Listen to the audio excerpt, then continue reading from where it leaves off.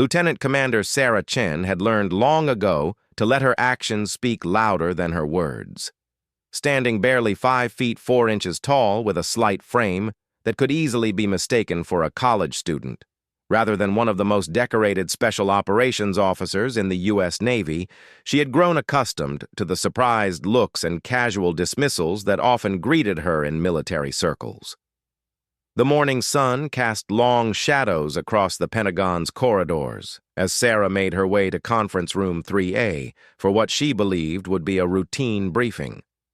Her dress blues bore the insignia of her rank, but even after 15 years of distinguished service, she still encountered those who questioned her presence in rooms filled with seasoned military leaders. Sarah's journey to this moment had begun in a small fishing village in Maine, where her father worked as a lobsterman and her mother taught at the local elementary school. From an early age, she had shown an unusual combination of physical courage and intellectual curiosity that would later serve her well in the most demanding military training programs. While other children played on the rocky shores, Sarah spent hours swimming in the frigid Atlantic waters, building the endurance that would one day help her survive Hell Week at Bud S training. Her decision to join the Navy had surprised everyone in her hometown, but Sarah had always been drawn to challenges that others deemed impossible. She excelled at the Naval Academy, graduating third in her class with degrees in engineering and international relations. But it was her unwavering determination to join the SEALs that truly set her apart. When the combat exclusion policy was lifted for women in special operations, Sarah was among the first to volunteer for SEAL training. The physical demands were brutal, designed to break even the strongest candidates. During Hell Week, she carried boat paddles through surf and sand, completed obstacle courses in record time, and endured hours of cold water immersion without complaint. But the mental challenges proved even more demanding. Instructors pushed her harder than others, questioning her presence and suggesting she would be better suited for less demanding roles. Fellow candidates, while not openly hostile, maintained a cautious distance, unsure how to integrate a woman into their tight-knit brotherhood. Sarah responded by outperforming expectations at every turn.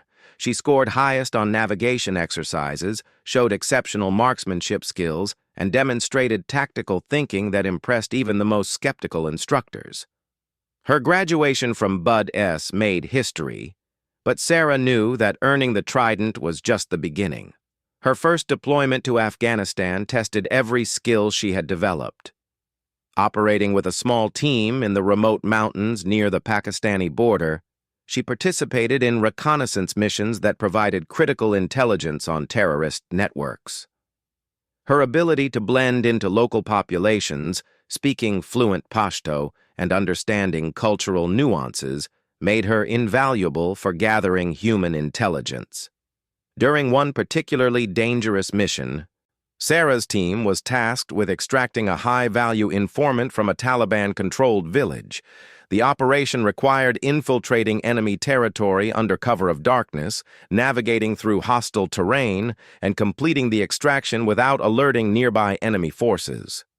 Sarah volunteered to make initial contact with the informant, knowing that her appearance might draw less suspicion than her male teammates.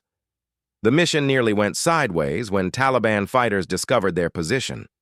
Sarah found herself separated from her team during the firefight that followed. For 3 days, she evaded capture while moving through enemy territory, using skills learned during survival training and knowledge gained from studying the local terrain.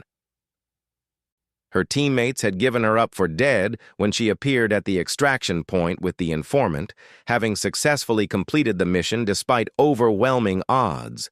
That operation earned her the Bronze Star with Combat V, but more importantly, it established her reputation among special operations communities. Word spread quickly through military channels about the female SEAL who had outmaneuvered Taliban fighters and completed an impossible mission. Requests for her services began coming from various commands, each wanting to leverage her unique skills and proven capabilities. Sarah's subsequent deployments took her to Iraq, Syria, and several classified locations where she participated in counterterrorism operations, hostage rescues, and deep reconnaissance missions. She developed expertise in urban warfare, learned to speak Arabic and Farsi fluently, and became one of the military's foremost experts on Middle Eastern terrorist organizations. But perhaps her most significant contribution came not from any single mission, but from her work in developing new training protocols and operational procedures that would prepare future generations of special operations forces for evolving threats. Her insights into cultural awareness, human intelligence gathering, and unconventional warfare tactics became required reading at military academies and special operations schools.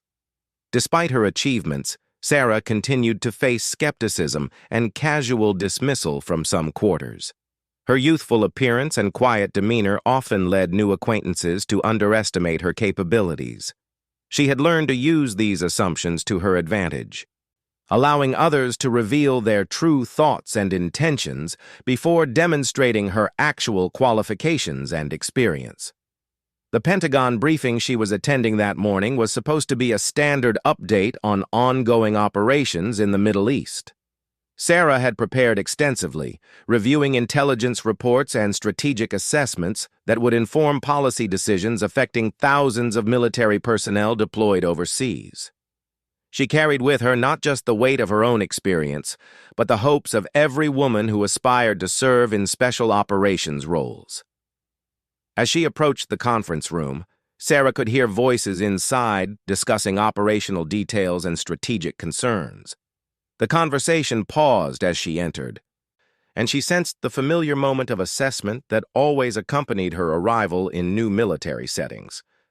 Some faces showed recognition and respect, while others displayed the polite but distant expressions she had encountered countless times throughout her career. The room was filled with senior officers from various branches of the military, civilian defense officials, and intelligence analysts. Charts and maps covered the walls, showing current deployments and strategic positions across multiple theaters of operation. Sarah took her assigned seat near the middle of the long conference table, placing her briefing materials in front of her and preparing to contribute to discussions that would shape military policy for months to come. The briefing began with standard updates from various regional commands. Sarah listened intently as colleagues presented intelligence assessments and operational summaries, occasionally taking notes on points that might affect her own areas of responsibility. The atmosphere was professional but relaxed, with the easy camaraderie that develops among military personnel who have worked together on complex operations. About halfway through the meeting, a new face appeared at the conference table. Colonel Richards, a Marine officer who had recently transferred to Pentagon duty from Field Command, was attending his first inter-service briefing. He carried himself with the confidence of someone accustomed to being the highest-ranking person in most rooms, his chest decorated with ribbons that spoke of extensive combat experience. When the briefing coordinator introduced Sarah as the lead analyst for Middle Eastern operations, Colonel Richards looked up from his papers with obvious surprise. His eyes traveled from her lieutenant commander insignia to her face, then back to her rank pins, as if trying to reconcile what he was seeing with his expectations. "Excuse me," Colonel Richards interrupted, his voice carrying across the room with the authority of someone used to commanding attention. "Did you say Lieutenant Commander? For Middle East operations?" The room fell silent. Sarah felt the familiar tightness in her stomach that always accompanied moments like this. She had learned to navigate these situations carefully, balancing the need to establish her credibility without appearing defensive or confrontational. "Yes, sir," she replied calmly. "I've been leading intelligence analysis for counterterrorism operations in that region for the past 3 years. Colonel Richards leaned back in his chair, a slight smile playing at the corners of his mouth. "Well, I suppose they're really lowering the bar for field-grade officers these days. Back in my day, you had to earn your stripes before they trusted you with anything important." The comment hung in the air like smoke from a discharged weapon. Several officers shifted uncomfortably in their seats.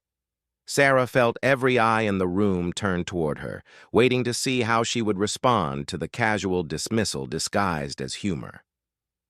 "I understand your perspective, sir," Sarah replied evenly, her voice betraying none of the irritation she felt. "Experience is certainly valuable in this line of work." Colonel Richards seemed pleased with what he interpreted as deference. "Exactly right. I mean, no offense, but when I see someone who looks like they just graduated from college sitting in a senior briefing, I have to wonder what kind of experience they could possibly bring to the table." He glanced around the room as if seeking support for his observation. A few nervous chuckles emerged from some quarters, while others maintained uncomfortable silence. Sarah recognized the dynamic at play. She had seen it countless times before. Someone was using her as an opportunity to establish their own authority in a new environment. "I'm curious," Colonel Richards continued, apparently emboldened by the lack of pushback. "What exactly qualifies a lieutenant commander to brief senior officers on combat operations? Have you actually been deployed, or is this all theoretical knowledge?" Sarah felt the familiar surge of adrenaline that she had learned to harness during dangerous missions. The same calm focus that had served her well in firefights now helped her navigate this different kind of battlefield. "I've completed 6 operational deployments to Afghanistan, Iraq, and other locations," she answered. "Most recently, I spent 18 months embedded with Special Operations Forces conducting counterterrorism missions." "Special Operations?" Colonel Richards raised an eyebrow skeptically. "What kind of special operations? Intelligence analysis? Communication support?"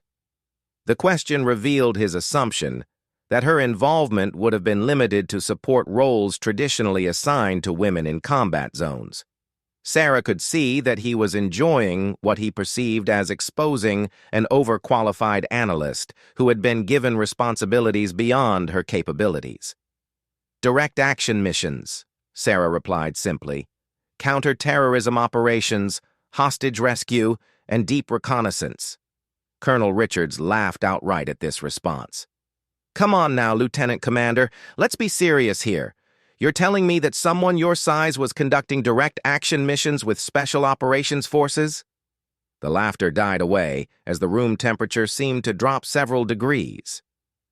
Sarah noticed that several senior officers were no longer looking at their papers, but instead watching the exchange with intense interest.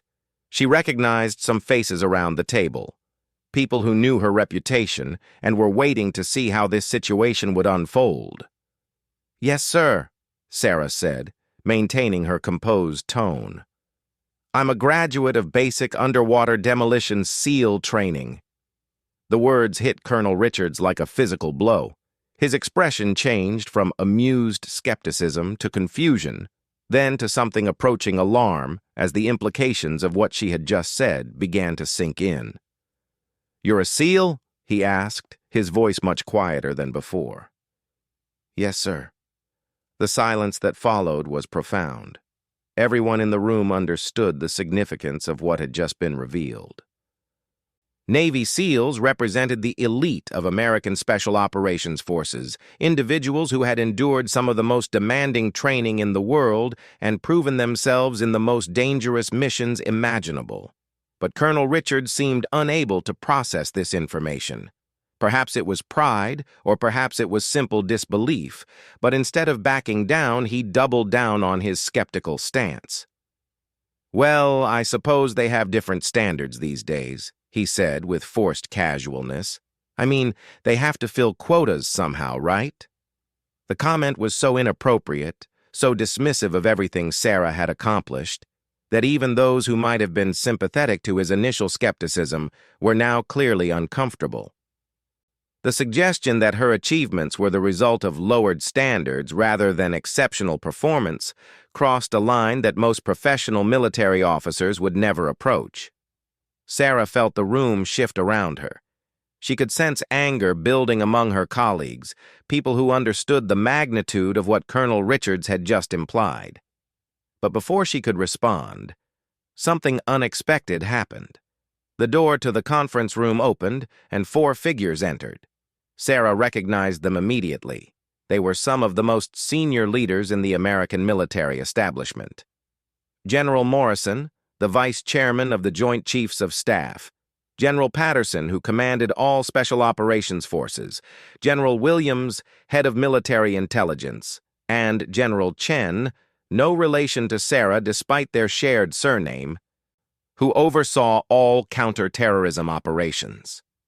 These were men whose decisions affected global military strategy, whose experience spanned decades of the most challenging operations in American military history. Their presence in any meeting commanded immediate attention and respect. As they entered the room, everyone began to rise to their feet as military protocol required. But as the 4 generals took in the scene before them, something extraordinary happened. Their eyes fell on Sarah, and instead of taking their seats or beginning the formal briefing they had come to observe, all 4 generals came to attention simultaneously. The movement was so sharp, so precise, that it seemed choreographed. 4 of the most powerful military leaders in America stood at rigid attention, their hands moving to their foreheads in perfect salutes, directed at the young woman who moments before had been dismissed and belittled by Colonel Richards. The silence in the room was absolute. Colonel Richards looked as if he had been struck by lightning, his face draining of color as he struggled to comprehend what he was witnessing. Around the table, other officers watched in stunned amazement as the unprecedented scene unfolded before them. Sarah, surprised but maintaining her military bearing, rose from her chair and returned the salute with the same precision and respect that the generals had shown her. The exchange lasted only seconds, but it seemed to stretch for an eternity in the minds of everyone present. When the salutes were complete, General Morrison, the senior-most officer present, spoke in a voice that carried the authority of his position and the weight of his obvious respect. "Lieutenant Commander Chen," he said formally, "it is an honor to see you again." The formality of General Morrison's greeting carried weight that everyone in the room could feel, even if they didn't understand its significance. Sarah straightened slightly, acknowledging the greeting with professional courtesy. "General Morrison, General Patterson, General Williams, General Chen," she replied, nodding to each in turn. "Thank you for joining us today." Colonel Richards looked around the room in bewilderment, clearly struggling to understand why 4 of America's most senior military leaders would show such deference to someone he had just been mocking. His confident demeanor had evaporated completely, replaced by the uncomfortable realization that he had made a serious miscalculation. General Patterson, a man whose reputation for directness was legendary throughout special operations communities, stepped forward. His weathered face bore the scars of decades in combat zones, and his eyes held the sharp intelligence that had made him one of America's most effective military strategists. "Ladies and gentlemen," he addressed the room, "I believe some context might be helpful here. Lieutenant Commander Chen is not just any special operations officer. She is the recipient of the Medal of Honor, awarded for extraordinary heroism during Operation Silent Guardian." The words hit the room like a thunderclap. The Medal of Honor was America's highest military decoration, awarded only for the most exceptional acts of courage and sacrifice. In the entire history of the U.S. military, fewer than 4,000 people had ever received this honor, and Sarah was among the youngest and certainly one of the very few women to be so recognized. Colonel Richards felt his stomach drop as the magnitude of his error became clear. He had not just insulted any officer. He had mocked and dismissed a genuine American hero, someone whose courage and sacrifice had been recognized at the highest levels of government and military command. General Williams, whose quiet demeanor masked one of the sharpest strategic minds in the military, took up the narrative.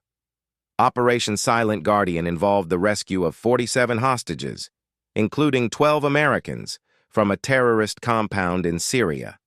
The mission was compromised from the beginning, with intelligence suggesting it was likely a trap. Sarah remained standing at attention, her expression neutral, but those who knew her could see the slight tension in her shoulders that always appeared when her most difficult missions were discussed. The memories of that operation still haunted her dreams, though she had never spoken publicly about the psychological toll it had taken. The original plan called for a coordinated assault by multiple special operations teams, General Williams continued. But when the teams arrived at the target location, they discovered that the intelligence had been partially accurate. It was indeed a trap. The terrorists had moved most of the hostages to a secondary location and filled the primary compound with explosives. The room was completely silent, except for the general's voice. Even those familiar with special operations understood that what was being described was extraordinarily dangerous, the kind of mission that could easily result in catastrophic losses for American forces. While the main assault teams dealt with the threat at the primary location, Lieutenant Commander Chen volunteered to pursue the hostages to the secondary compound alone. Intelligence suggested she would have perhaps 30 minutes before terrorist reinforcements arrived, making any rescue attempt impossible. General Chen, despite sharing no family connection with Sarah, had followed her career closely since her graduation from Bud's training. His own background in special operations gave him deep appreciation for the skills and courage required for such missions. The secondary compound was located in a valley surrounded by high ground, making traditional assault approaches impossible without alerting every terrorist cell in the region, he explained. Lieutenant Commander Chen approached on foot across 12 kilometers of hostile territory, penetrating 3 separate security perimeters without detection. Sarah's mind drifted back to that night, remembering the weight of her equipment, the bitter cold of the Syrian desert, and the constant awareness that discovery would mean not just her own death, but the execution of dozens of innocent people. She had moved through that terrain like a ghost, using skills honed through years of training and practical experience. When she reached the compound, Lieutenant Commander Chen discovered that the hostages were being held in a building rigged with explosives, guarded by 8 heavily armed terrorists.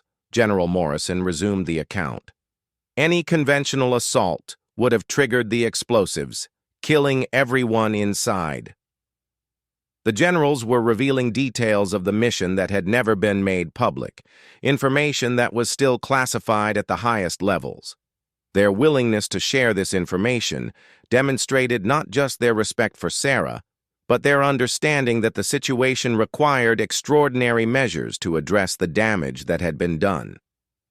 Instead of waiting for backup that might not arrive in time, Lieutenant Commander Chen infiltrated the building alone, General Patterson said. She neutralized 7 of the 8 guards silently, then used her knowledge of explosive devices to safely disable the bomb mechanisms while the hostages watched in terror. Colonel Richards was visibly pale now, understanding that every word being spoken was making his earlier comments look worse. He had questioned the courage and qualifications of someone who had literally risked her life to save dozens of innocent people under impossible circumstances. The 8th terrorist discovered her presence just as she was leading the hostages toward the exit, General Williams continued. Rather than risk a firefight that might have triggered secondary explosives, Lieutenant Commander Chen engaged the terrorist in hand-to-hand combat, ultimately prevailing despite being wounded in the process. Sarah remembered that fight with crystal clarity. The terrorist had been larger and stronger, but her training had taught her to use leverage and technique to overcome physical disadvantages. The battle had lasted only minutes, but it felt like hours as she struggled to protect the hostages while dealing with a knife wound to her shoulder.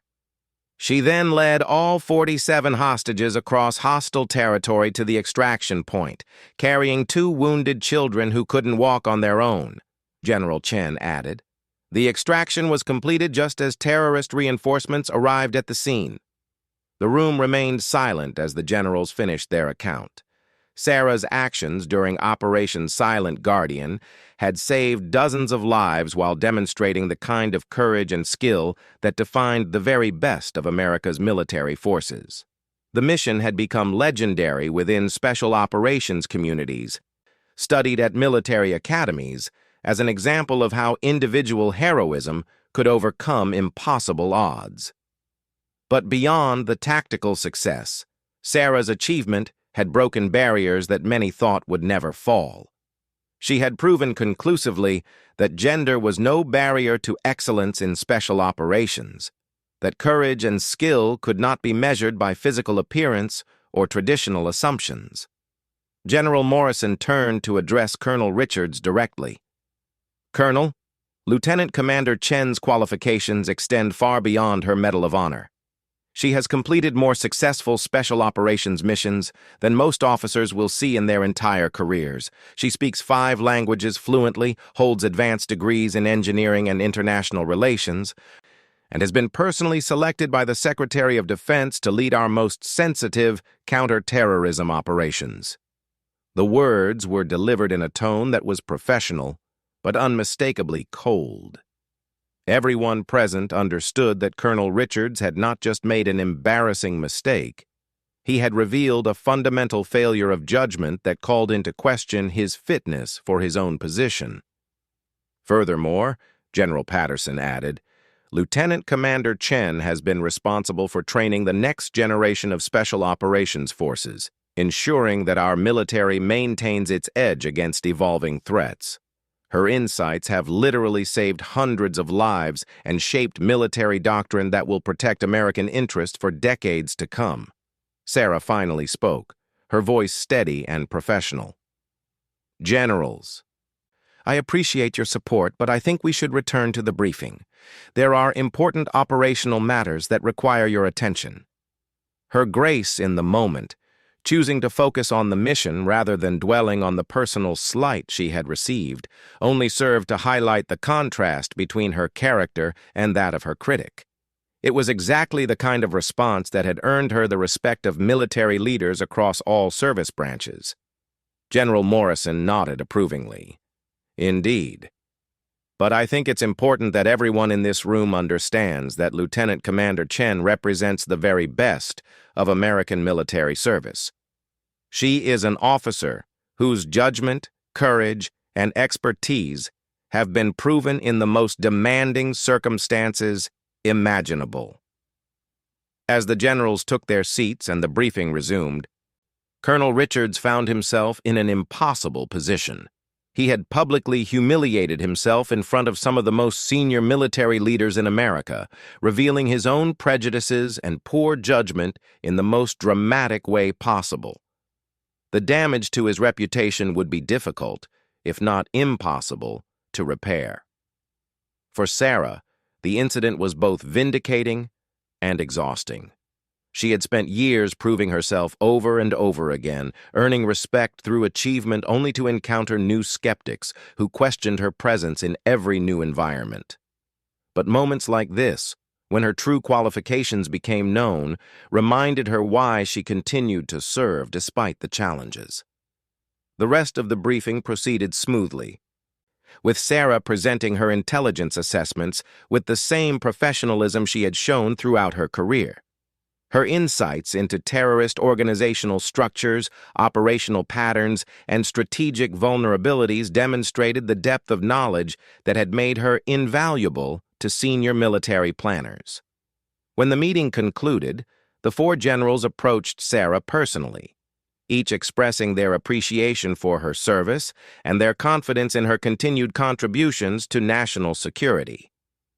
Their public support would resonate throughout the Pentagon, ensuring that future encounters with skeptics like Colonel Richards would be far less likely. As Sarah gathered her materials and prepared to leave, she reflected on the strange nature of military service. In combat, surrounded by teammates who had proven themselves under fire, her gender and appearance were irrelevant. It was only in conference rooms and formal settings that she continued to encounter the kind of assumptions that had nearly derailed her career before it truly began. But incidents like today reminded her that progress was being made, one conversation and one mission at a time. Each successful operation, each briefing delivered with expertise and professionalism, each barrier broken down through sheer competence, contributed to a larger transformation in how military leaders thought about capability and potential. Colonel Richards would likely learn from this experience, though the lesson would be a painful one. His assumptions had been shattered by the reality of Sarah's achievements, forcing him to confront his own biases in the most public way possible. For other officers who witnessed the exchange, it would serve as a powerful reminder that excellence comes in many forms and that judgment should be based on performance rather than appearance. Sarah walked through the Pentagon corridors toward her next meeting, her mind already focused on the operational challenges that awaited her attention. Behind her, she left a room full of people who would never again question whether someone who looked like her belonged in the highest levels of military leadership. The salutes of 4 generals had made that point more effectively than any words could have accomplished.